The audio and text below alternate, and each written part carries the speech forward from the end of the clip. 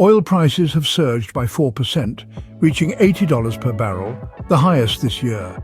This dramatic increase comes in the wake of US and UK strikes in Yemen. The conflict in Yemen has a significant role to play in this surge. The Houthi rebels, dissatisfied with Western powers' interference, have not only attacked ships in the Red Sea, but also threatened retaliation, adding fuel to the already inflamed situation.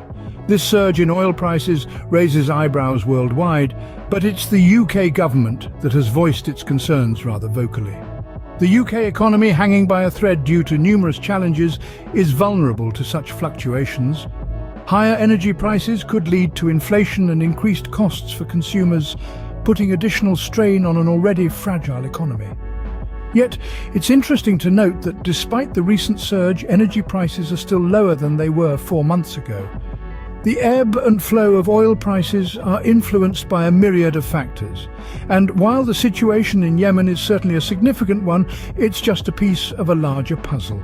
So, with energy prices still lower than they were 4 months ago, it remains to be seen how this situation will play out. But the consequences of this conflict reach far beyond oil prices. The Houthi rebels have been targeting commercial vessels, causing significant disruption to global trade. This is not just a game of cat and mouse on the high seas. The impact is extensive and far-reaching, reverberating through the veins of our global economy. Shipping companies, the lifeblood of our global trade, are forced to divert their routes to avoid attacks. This diversion is not as simple as taking a detour on a road trip. Every nautical mile added to the journey translates into increased shipping costs. It's an economic domino effect, with the result being record high prices for container transport. But let's put this into perspective. It's easy to dismiss this as a distant problem, but the truth is it's closer to home than you might think. About 15% of global seaborne trade passes through the Red Sea. This essential artery in the body of world commerce is now under threat. What does this mean? It means our global grain supplies, constituting 8% of the total cargo passing through the Red Sea, could be affected. 12% of seaborne oil, the lifeblood of our industries, is also at risk. And let's not forget about the 8% of liquefied natural gas that fuels our homes and cities. The impact doesn't stop at the docks. It seeps into our daily lives. It's in the bread we eat, the cars we drive, and the homes we live in. The cost of these necessities could skyrocket, leaving us all to bear the brunt of this conflict. As the US Secretary of State warned, these higher costs could translate into higher prices for everyday items like fuel, medicine, and food.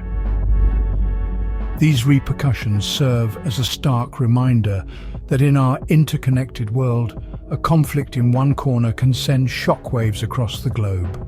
In response, the US, UK and other allies have launched military strikes against the Houthi rebels, targeting radar stations, storage facilities and launch sites. This retaliatory action comes on the heels of constant attacks by the Houthis on commercial shipping vessels. The strikes are not a call for war, but rather a defensive maneuver. Their aim? To protect the vessels that carry the lifeblood of global trade and to cripple the Houthis' ability to disrupt these key trade routes. President Biden has been clear in his stance.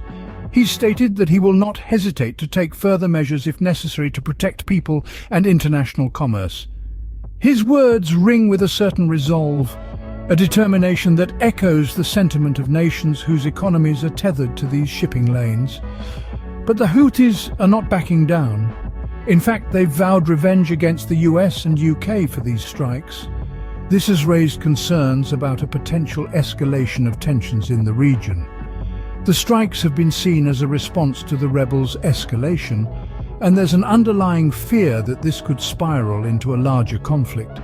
The strikes against the Houthis were carried out from jets, ships and submarines. They were precise, targeting radar stations, storage facilities and launch sites. The message was clear.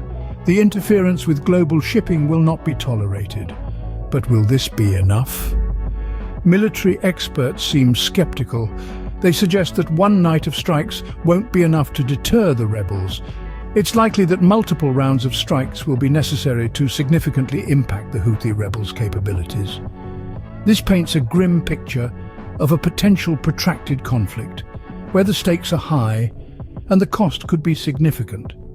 However, military experts suggest that multiple strikes may be necessary to significantly impact the Houthi rebels' capabilities, raising the risk of a larger conflict.